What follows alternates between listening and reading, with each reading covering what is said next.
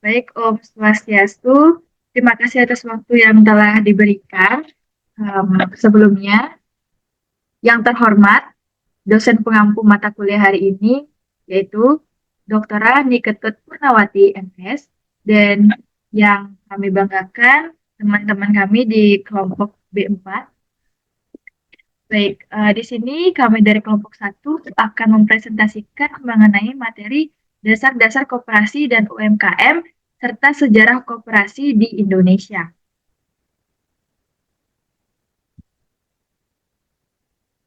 Baik, sebelum kami memulai presentasi, izinkan kami memperkenalkan diri terlebih dahulu.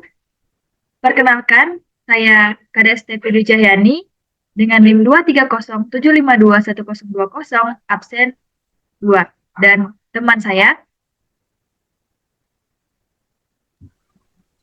Perkenalkan, nama saya Niketutian Primayanti dengan NIM 23075210015 dengan absen 1.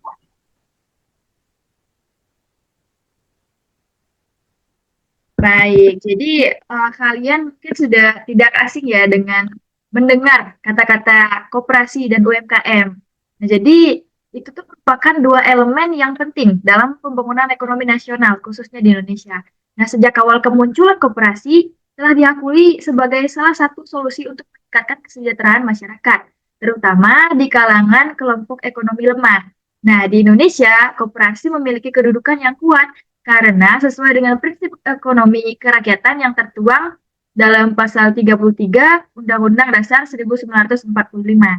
Di sisi lain, UMKM memainkan peran penting dalam pergerakan perekonomian rakyat. Nah, jadi itu tuh UMKM itu dapat menciptakan lapangan kerja, mengurangi kesenjangan ekonomi di berbagai daerah, nah dan lain-lain. Pokoknya banyak lah. Nah, jadi masuk ke topik pembahasan kita pada kali ini. Bentar, maaf. Nah, jadi ada tiga topik pembahasan. Yang pertama itu dasar-dasar koperasi. Di mana ini dibagi lagi menjadi tiga, yaitu yang pertama konsep koperasi sebagai organisasi, terus yang kedua prinsip koperasi, yang ketiga bentuk dan jenis koperasi, terus yang materi yang kedua itu ada dasar-dasar UMKM, terus materi yang ketiga itu ada sejarah koperasi di Indonesia, di mana dibagi menjadi tiga, yaitu yang pertama masa penjajahan Belanda. Terus yang kedua itu masuk ke masa kedudukan Jepang. Yang ketiga masa kemerdekaan sampai sekarang. Nah, baik. Yang pertama itu dasar-dasar koperasi ya, teman-teman. Akan saya bawakan sendiri. Nah, jadi seperti yang tadi saya sempat bilang ya, kalian mungkin sudah tidak asing dengan koperasi. Istilah koperasi maksudnya itu adalah organisasi bisnis yang dimiliki dan dioperasikan oleh orang seorang demi kepentingan bersama. Nah, koperasi ini melandaskan kegiatan. Maaf, maaf. Nah, jadi koperasi ini melandaskan kegiatan berdasarkan prinsip gerakan ekonomi rakyat yang berdasarkan asas kekeluargaan. Nah, kemudian di sini di PPT bisa kalian lihat ini ada karakter koperasi. Itu yang pertama ada organisasi bisnis, yang kedua itu dioperasikan orang seorang, yang ketiga itu untuk kepentingan bersama, yang keempat itu kegiatan prinsip gerakan ekonomi rakyat, dan yang terakhir itu berasaskan kekeluargaan. Nah, kemudian kita masuk ke tujuan. Nah, secara umum koperasi itu bertujuan untuk mensejahterakan para anggotanya melalui bisnis yang dibangun oleh koperasi. Nah, adapun berdasarkan Undang-Undang Nomor 25 Tahun 1992 tentang Perkoperasian Pasal 4, adapun sejumlah fungsi koperasi. Nah, kalian mungkin bisa baca di RMK lebih lengkapnya, halaman 3. Nah, kemudian masuk ke bahasan yang pertama, konsep koperasi sebagai organisasi bisnis. Nah, jadi ada nih berdasarkan pandangan Roke, dikembangkan koperasi yang sesuai dengan aktivitas anggotanya. Itu yang pertama, itu ada koperasi pemasaran atau marketing kooperatif. Nah, di sini itu maksudnya itu menjual produk dari bisnis mereka sendiri. Nah, terus yang kedua ada koperasi konsumen atau consumer cooperative cooperation. Nah, di sini itu maksudnya jika produk yang dibeli dari suatu perusahaan adalah barang konsumsi akhir. Terus yang ketiga, ini ada koperasi produsen atau productive cooperation. Nah, di sini maksudnya itu para produsen secara bersama-sama memproduksi barang tertentu, kemudian dijual ke pasar umum atau para pelanggan. Terus yang keempat itu ada koperasi pelayanan atau cooperative service. Nah, di sini maksudnya menyediakan pelayanan pada para anggotanya seperti asuransi, kredit, telepon, listrik, rumah sakit, fasilitas pengolahan data, dan lain-lain ya yang bersangkutan dengan pelayanan. Terus yang kelima itu ada koperasi pembelian dan penjualan atau selling and buying kooperatif. Nah, di sini tuh maksudnya koperasi yang menjual dan menjual produk kepada anggotanya. Nah, kemudian yang kedua itu ada prinsip kooperasi, di mana bisa kalian lihat di sini prinsip kooperasi itu adalah suatu sistem ide-ide abstrak yang merupakan petunjuk untuk membangun kooperasi yang efektif dan tahan lama ya guys. Nah jadi ada pun nih di sini prinsip kooperasi menurut Undang-Undang nomor 2 nomor 25 tahun 1992 tentang perkoperasian. Nah, di sini bisa kalian lihat yang pertama itu keanggotaan bersifat sukarela dan terbuka. Maaf, ini ada typo, seharusnya ini terbuka. Terus yang kedua, pengelolaan dilakukan secara demokratis. Yang ketiga, pembagian hasil usaha dilakukan secara adil sebanding dengan besarnya jasa usaha masing-masing anggotanya. Keempat, pemberian balas jasa yang terbatas terhadap modal. Yang kelima ada kemandirian. Kemudian lanjut ke bentuk dan jenis koperasi. Di sini bentuk dan jenis koperasi ini ada 3 macam, yakni yang pertama ada jenis koperasi menurut fungsinya. Nah, di sini yang pertama itu ada koperasi pembelian, pengadaan, atau konsumsi. Nah, jenis ini merupakan koperasi yang menyelenggarakan fungsi pembelian atau pengadaan barang dan jasa untuk memenuhi kebutuhan anggotanya sebagai konsumen di akhir. Nah, di sini anggotanya itu berperan sebagai pemilik dan pembeli atau konsumen bagi kooperasinya. Terus yang kedua, koperasi penjualan atau pemasaran. Nah, di situ artinya koperasi yang menyelenggarakan fungsi distribusi barang atau jasa yang dihasilkan oleh anggotanya agar sampai di tangan konsumen. Nah, jadi di sini anggotanya berperan sebagai pemilik dan pemasok barang atau jasa kepada kooperasinya. Terus yang ketiga itu ada koperasi produksi, di mana artinya koperasi yang menghasilkan barang dan jasa di mana anggotanya bekerja sebagai pegawai atau karyawan koperasi. Nah, di sini itu anggotanya berperan sebagai pemilik dan pekerja koperasi kan. Terus yang keempat, itu ada koperasi jasa, di mana artinya itu koperasi yang menyelenggarakan pelayanan jasa yang dibutuhkan oleh anggota, misalnya simpan pinjam, asuransi, angkutan, dan sebagainya. Nah, di sini anggota itu berperan sebagai pemilik dan pengguna layanan jasa koperasi. Nah, itu baru yang ke-1, teman-teman. Terus ada jenis koperasi berdasarkan tingkat dan luas daerah kerja. Nah, sini itu ada koperasi primer dan koperasi sekunder.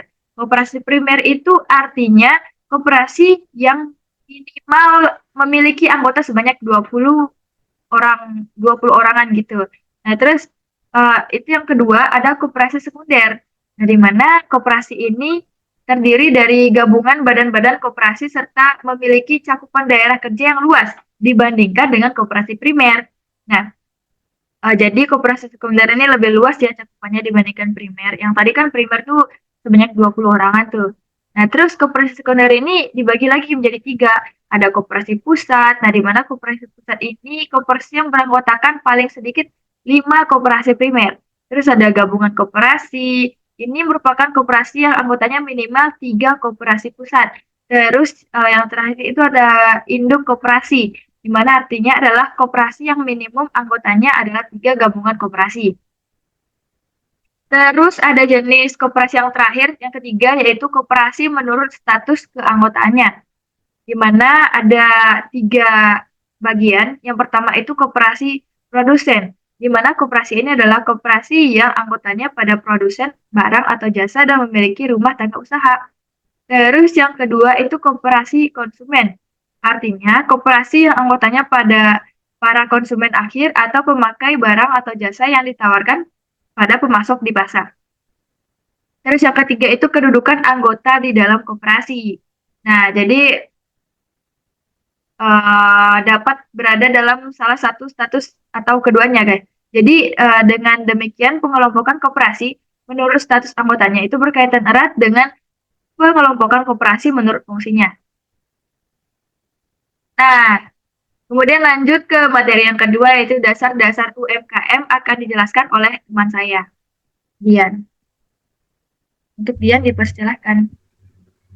Baik, untuk materi selanjutnya yaitu dasar-dasar UMKM yang akan dijelaskan oleh saya. Boleh di next. UMKM merupakan arti dari usaha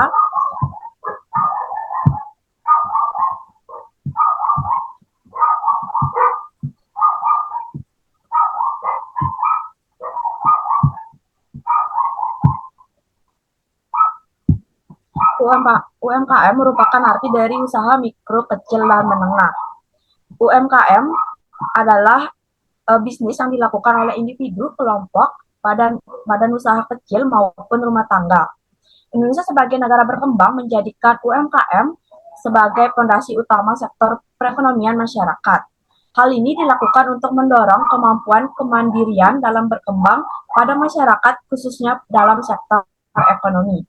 Adapun tujuan dari UMKM yaitu yang pertama membantu peningkatan perekonomian, yang kedua yaitu membuka lapangan kerja, dan yang terakhir yaitu meningkatkan devisa negara. Boleh di next.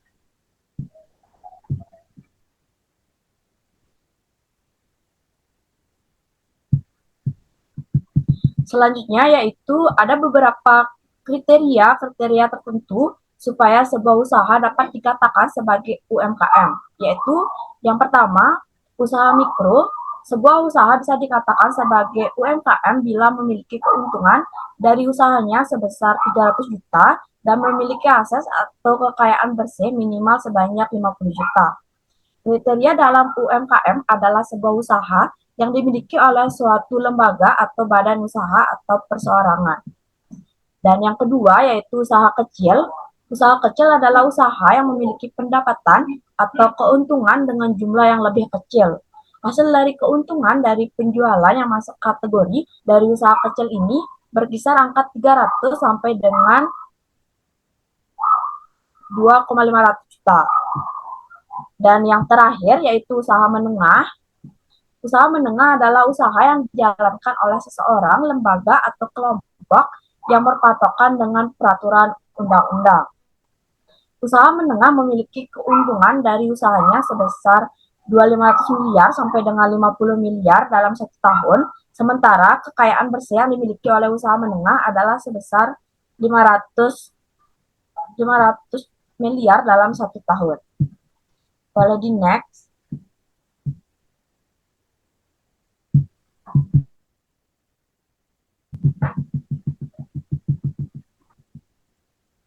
Selanjutnya yaitu menurut Undang-Undang Nomor 20 Tahun 2008 tentang UMKM disebutkan bahwa pengertian dari UMKM dapat didefinisikan sesuai dengan usahanya, yaitu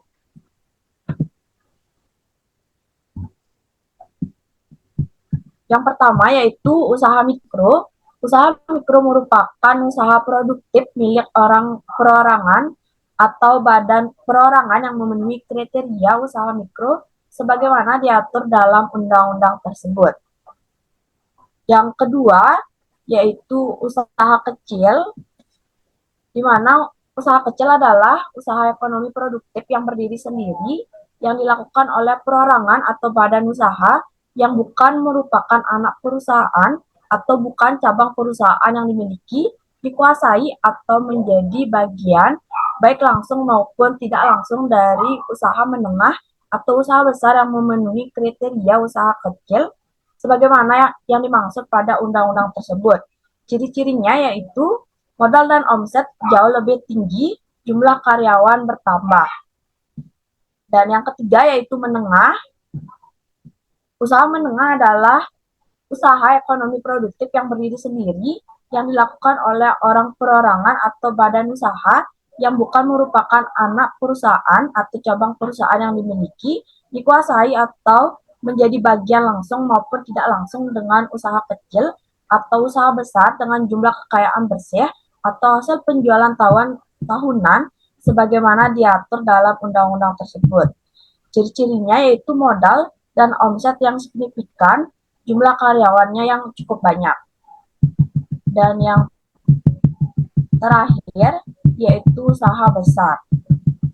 Usaha besar adalah usaha ekonomi produktif yang dilakukan oleh badan usaha dengan jumlah kekayaan bersih atau hasil penjualan dari tahunan yang lebih besar dari usaha menengah yang meliputi usaha nasional milik negara atau swasta, usaha patungan, dan usaha asing yang melakukan kegiatan ekonomi di Indonesia.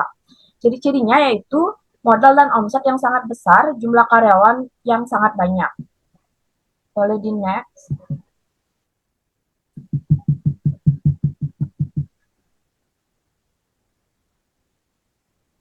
Baik, untuk materi selanjutnya yaitu sejarah koperasi di Indonesia yang dibagi menjadi 3, yaitu pada masa penjajahan Belanda, pada masa kedudukan Jepang, dan pada masa kemerdekaan sampai dengan sekarang. Boleh di next.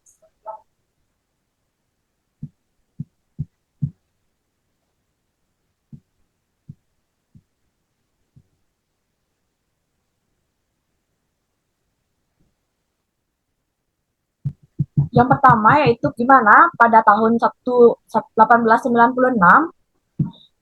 R. Arya Atmaja mendirikan Bank Simpanan untuk menolong pegawai negeri dari jeratan lintah darat. Bank ini kemudian berubah menjadi koperasi dan menciptakan sistem lumbung desa untuk membantu petani dengan pinjaman saat pancaklik. Dan pada yang kedua yaitu pada tahun 1908, Budi Utomo memajukan koperasi rumah tangga, koperasi toko, serta koperasi konsumsi yang berkembang menjadi koperasi batik. Gerakan ini beriringan dengan kebangkitan nasional meski dianggap dihambat oleh pemerintah Belanda. Dan yang ketiga, pada tahun 1915, pemerintah Belanda mengeluarkan Undang-Undang Koperasi untuk membatasi perkembangan koperasi di kalangan pribumi. Boleh di next.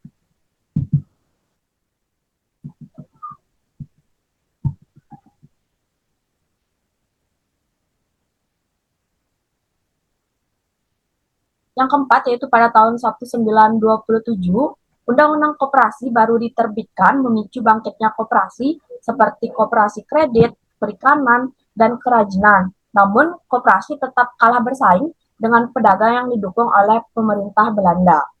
Yang kelima yaitu pada tahun 1933, Belanda mengeluarkan peraturan koperasi baru, tetapi tidak sesuai dengan kondisi rakyat Indonesia yang menyebabkan koperasi di Indonesia tersebut makin mundur.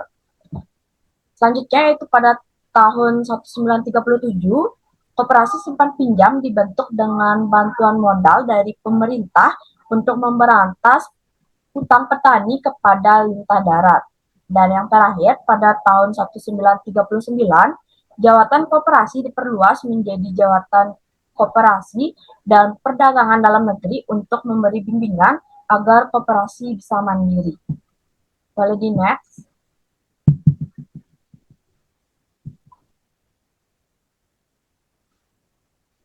Selanjutnya yaitu sejarah koperasi pada masa kependudukan Jepang.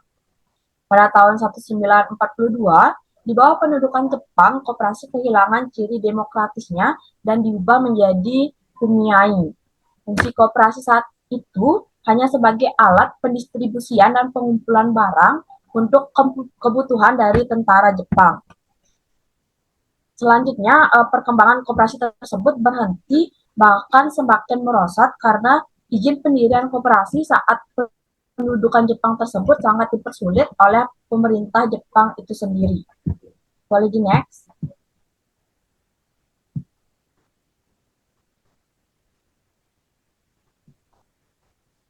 Selanjutnya itu pada masa kemerdekaan hingga sekarang.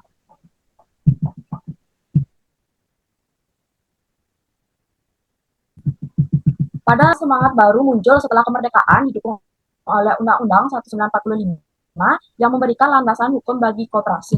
Kongres Koperasi pertama diadakan pada tanggal 12 Juli 1947 yang menetapkan 12 Juli sebagai Hari Koperasi. Kemudian pada tahun 1953, Kongres Koperasi kedua mengangkat Muhammad Hatta sebagai Bapak Koperasi Indonesia dan Undang-Undang Nomor 79 tahun 1958 diterbitkan sehingga hal tersebut mempercepat perkembangan koperasi di Indonesia.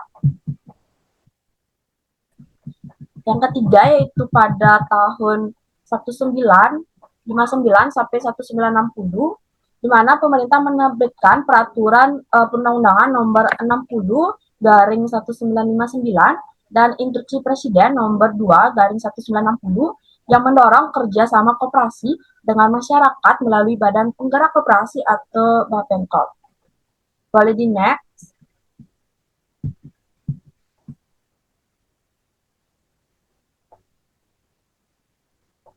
Kemudian pada tahun 1960-an, koperasi semakin bergantung pada bantuan pemerintah dan terpengaruh oleh politik yang mengurangi kemandirian dan kemurniannya. Pada masa Orde Baru, pemerintah mengembalikan citra koperasi melalui TAP MPRS nomor XX11 garing MPRS garing 1966 dan Undang-Undang Nomor 12 Tahun 1967 di mana penerbitan koperasi dilakukan dari 64.000 koperasi yang tersisa hanya 15.000 yang memenuhi syarat. Tetap pada tahun 1978, Instruksi Presiden Nomor 2 garing 1978 menetapkan Badan Usaha Unit Desa atau KUD yang berkembang dalam berbagai bidang seperti pertanian, perkreditan, dan perkebunan hingga sampai saat ini koperasi tumbuh baik di pedesaan maupun perkotaan dengan dukungan profesional dan teknologi. Sekian dari saya kembalikan kepada moderator.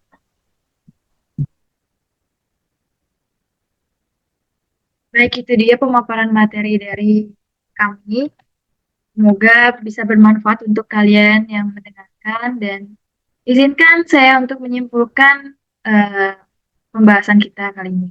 Jadi itu koperasi dan UMKM akan tetap menjadi tulang punggung ekonomi Indonesia jika mampu mengatasi tantangan-tantangan yang ada dan terus berinovasi. Nah, dukungan dari pemerintah, lembaga keuangan, serta peningkatan kualitas sumber daya manusia akan menjadi faktor kunci dalam memastikan koperasi dan UMKM dapat berkontribusi lebih besar dalam pembangunan ekonomi yang inklusif dan berkelanjutan di Indonesia. Baik, sekian dari presentasi kami tutup dengan para Mas Santi. Om Santi, Santi, Santi, Om.